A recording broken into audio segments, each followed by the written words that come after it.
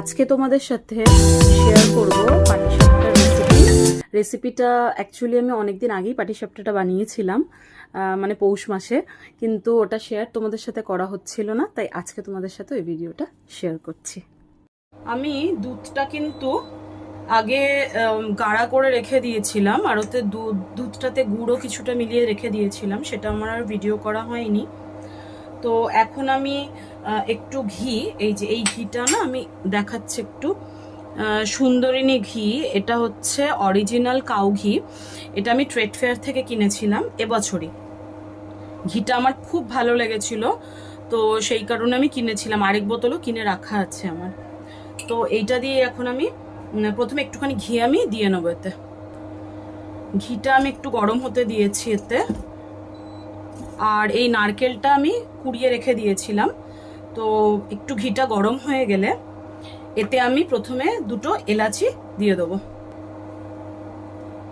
দুটো এলাচ, তিনটে এলাচ উঠেছে হাতে, তো তিনটে এলাচ আমি দিয়ে দিলাম। একটু এটাকে নেড়ে নেবো হালকা। ঘিটা গরম হয়ে গেছে, তো আমি এবার নারকেল কুড়োটা যে, সেটা আমি এতে দিয়ে দেবো, যেটা কুড়ে রেখেছিলাম। এবার এটাকে একটু হালকা ভাজা ভাজা করে নেবো। একটু না গ্যাসটা একটু, মানে গ্যাস আমি ইন্ডাকশনে করছি, বাট যারা গ্যাসে করবে তারা কিন্তু একটু গ্যাসটাকে হালকা করে নেবে। হ্যাঁ, খুব জোরে দেবে না, তাহলে কিন্তু নারকেলটা পুড়ে যাওয়ার চান্স থাকবে। দেখো, অন্যদিকে আমি এই বাটিতে 2 চামচ চালের গুঁড়ো নিয়ে নিয়েছি। এতে একটু আমি এখন দুধ অ্যাড করে দেবো, নিয়ে একটু গুলে নেবো।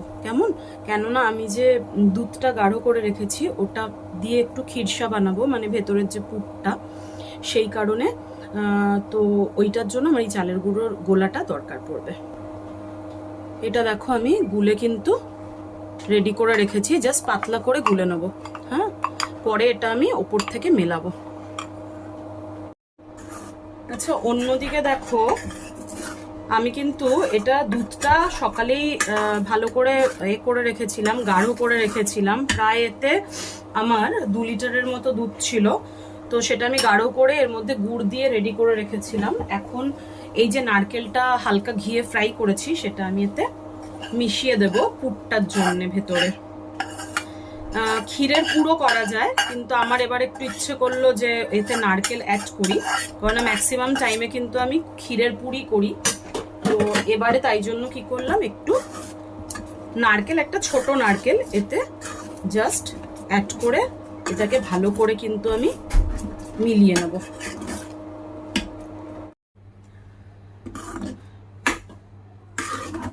আচ্ছা, এতে কিন্তু আমি নারকেল দেওয়ার পরে কোনোভাবে ওটা মানে রেকর্ড হয়নি, আমি বুঝতে পারলাম না কেন। তো চালটা যে গুলে রেখেছিলাম আমি, চালের গুঁড়োটা, ওটা কিন্তু আমি অ্যাড করে দিয়েছি, আর কন্টিনিউ এটাকে নাড়তে থাকতে হচ্ছে। নাড়তে নাড়তে তোমরা দেখবে যে এটা কিন্তু অনেকটা গাঢ়া হতে থাকবে। আর যদি প্রয়োজন পড়ে অল্প একটু দুধ আমরা এতে অ্যাড করতে পারি, যেমন আমি একটুখানি দুধ কিন্তু এতে অ্যাড করব। এটাকে ভালো করে কিন্তু আমাদের নাড়তে হবে, আর কিছুক্ষণ এটাকে এইভাবে নাড়তে থাকলে এটা কিন্তু একটু গাঢ় হয়ে গিয়ে আস্তে আস্তে দেখবে এটা জমে আসবে। আচ্ছা, আমি এই কাপটা মেজারমেন্টের জন্য নিয়ে নিয়েছি, তো আমি এবার ব্যাটারটা রেডি করব। ব্যাটারটার জন্য আমি এই কাপের 2 কাপ চালের গুঁড়ো নিচ্ছি। ঠিক আছে, চালের গুঁড়োটা কিন্তু আমি কেনাই ইউজ করেছি। 2 কাপ চালের গুঁড়ো, মেজারমেন্টটা সবসময় ঠিক রাখবে। আর এই কাপেরই 1 কাপ আমি ময়দা এতে অ্যাড করছি। তার মানে যতটা আমি চালের গুঁড়ো ইউজ করব, তার হাফ হচ্ছে আমি ময়দা ইউজ করব। কেমন? এবার এই মিক্সটার মধ্যে আমি একটুখানি নুন দিয়ে দেবো। নুনটা দিয়ে একটু মিলিয়ে নেব এই ময়দা আর চালের গুঁড়োটাকে, এইভাবে শুকনো, যেরকম আমরা ময়াম দিই লুচিতে, সেরকম ভাবে। এবার এতে আমি কিছুটা গুড় মিক্সড করব, সেটা আন্দাজ মতো, ধরো ওই হাফ কাপের মতো।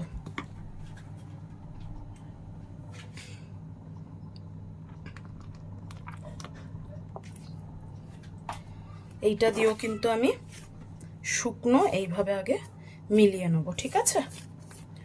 হুট করে বেশি করে গুড় দিয়ে দেবে না, তাহলে কিন্তু অতিরিক্ত মিষ্টি হয়ে যেতে পারে, যেটা খেতে কিন্তু প্রবলেম হবে মানুষের। এইভাবে আমি জিনিসটাকে মিলিয়ে নেব। আস্তে আস্তে অল্প অল্প করে আমি কিন্তু গুড়টাকে পুরোটাই দিয়ে দেবো, কারণ খুব বেশি গুড় আমার ছিল না রাখা, তো আর ওই হাফ কাপও নেই, কিছুটা রয়েছে, ব্যাস হয়ে গেছে, আর গুড় নেই আমার। তো পুরোটাই আমি এতে মিলিয়ে দিয়ে শুকনো ভালো করে মিলিয়ে নিলাম। এটা আমার শুকনো মেলানো হয়ে গেছে। এবার আমি নর্মাল যে টেম্পারেচারের, ঘরের টেম্পারেচারের জল এতে ইউজ করব, করে অল্প অল্প করে জল দিয়ে এটাকে কিন্তু মিক্সড করতে থাকবো। এই মিক্সচারটা একটু পাতলাই হবে, কিন্তু একবারে কখনোই এতে জল ইউজ করবে না, অল্প অল্প করে জল দিয়ে এটাকে মিলাতে হবে, কেমন?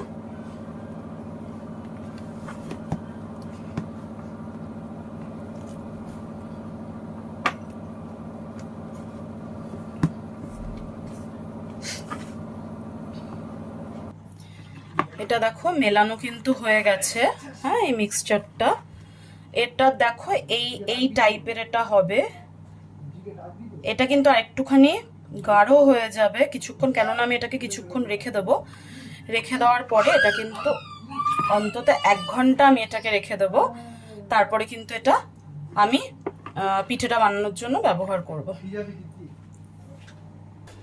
আর অন্যদিকে আমার এটা দেখো এইভাবে আমি এতটা গাঢ় করে এটাকে রেখে দিয়েছি, এটা কিন্তু ঠান্ডা হয়ে গেলে আরো জমে যাবে। এর থেকে যদি আমি বেশি এটাকে টাইট করি তাহলে কিন্তু অনেক শক্ত হয়ে যাবে, তো ওই জন্য আমি এতটাতেই ছেড়ে দিলাম এটাকে ঠান্ডা হওয়ার জন্য। আচ্ছা, এটা আমি দেখো 1-2 ঘন্টা আমি আগে এটা ভিজিয়ে রেখে, মানে ব্যাটারটা রেডি করে রেখে দিয়েছিলাম, কিন্তু আমি যতটা এটা পাতলা করার জন্য মানে করেছিলাম তত একটু কিন্তু গাঢ় হয়ে গেছে, তাই অল্প একটু আমি জল এতে আবার অ্যাড করব। অল্প জল, খুব বেশি জল কিন্তু অ্যাড করবে না। এবার এটাকে ভালো করে আবার আমি মিলিয়ে নেব এইভাবে।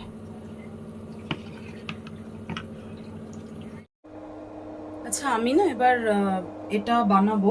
আমি এখানে ঘি দিয়ে পাটিসাপটাটা বানাচ্ছি। হ্যাঁ, তো ঘিটা একটুখানি আমি লাগিয়ে নিয়েছিলাম এতে, তো আরেকবার দেখিয়ে দিচ্ছি। জাস্ট এটা দিয়ে আমি ঘিটাকে এরকম হালকা মেরে নিয়ে, মানে জাস্ট একটু লাগিয়ে নিয়েছি ঘিটাকে। আর আমি এটা ইন্ডাকশনে 600-তে দিয়ে রেখেছি। খুব বেশি গরম এতে কিন্তু কখনোই এটা করবে না টেম্পারেচারে, ঠিক আছে? গ্যাসেও যদি তোমরা করো তাহলে কিন্তু এটাকে মোটামুটি মিডিয়াম ফ্লেমে করার চেষ্টা করবে। তো আমি দেখো একটুখানি অল্প এরকম দিয়ে দিলাম, দিয়ে এইভাবে। সবাই মোটামুটি জানো, আমি জানি, ইভেন আমার থেকে ভালো অনেকেই করতে পারো, বাট তাও যখন করছি তাই তোমাদের সাথে একটু শেয়ার করে দিলাম। তো এইটা মোটামুটি দেখো এটা হয়ে এসছে। তো ততক্ষণে আমি অন্যদিকে যে খিরসাটা বানিয়ে রেখেছিলাম, খিরসাটা দেখো আমি এরম করে হাতে করে নিয়ে নিয়েছি, নিয়ে জাস্ট এইভাবে এটাকে আমি একটু বেশি দিয়েছি, কেননা খিরসা দিয়ে পাটিসাপটা খেতে আমাদের সবার খুব ভালো লাগে, সেই কারণে। তো এবার এটা হয়ে গেছে, দেখো অলরেডি সাইডগুলো আমার কিন্তু ছাড়তে শুরু করে দিয়েছে, দেখো এইভাবে দেখবে এটা নিজে থেকেই কিন্তু উঠে আসবে। আর সেই জন্য সবসময় না চেষ্টা করবে ননস্টিকি কোনো বাসন বা কড়াই বা ফ্রাইং প্যান যেটাতেও করো ননস্টিকি ইউজ করতে। দেখো এটা ইজিলি কিন্তু এরমভাবে অটোমেটিক এটা ঘুরে যাচ্ছে। হ্যাঁ, এই দেখেছো, আশা করি জিনিসটা আমি ভালোই তৈরি করতে পেরেছি। হ্যাঁ, তো যাই হোক, এবার এইভাবে জিনিসগুলো আমি এইভাবে পিঠেগুলো পাটিসাপটাগুলো কিন্তু আমি এভাবে ভেজে নেব, কেমন? একটা তোমাদেরকে জাস্ট আমি দেখিয়ে দিলাম। পাটিসাপটাটা কেমন হয়েছে তোমরা কিন্তু বাড়িতে বানিয়ে আমাকে অবশ্যই জানিও। আর আজকের মতো এখানেই তাহলে শেষ করলাম, পরের ভিডিওর জন্য অপেক্ষা করুন অবশ্যই। আর সাবস্ক্রাইব করে দিও আমার চ্যানেলটাকে। শেয়ার তো অবশ্যই করো তোমাদের বন্ধু বান্ধব এবং বাকি যারা রিলেটিভ আছে তাদের সাথে। বাই বাই, আল্লাহ হাফিজ।